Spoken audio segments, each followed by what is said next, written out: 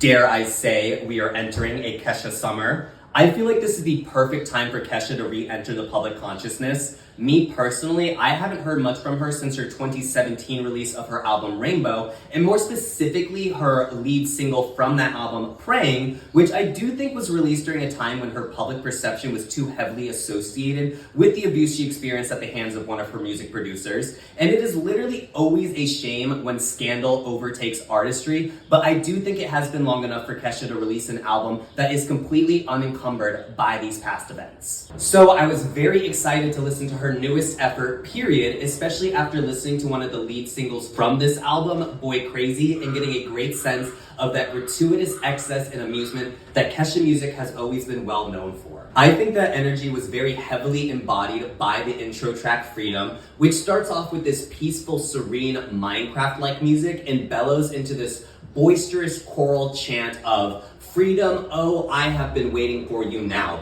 which, although slightly swing low sweet chariot coded, imbues a sense of uninhibited joy. And while these themes have been best embodied by communities who have historically experienced oppression, I am going to let her do it because one of my favorite things about this album is its wide-ranging production and use of tropes from a range of different genres like gospel, country, and hyperpop.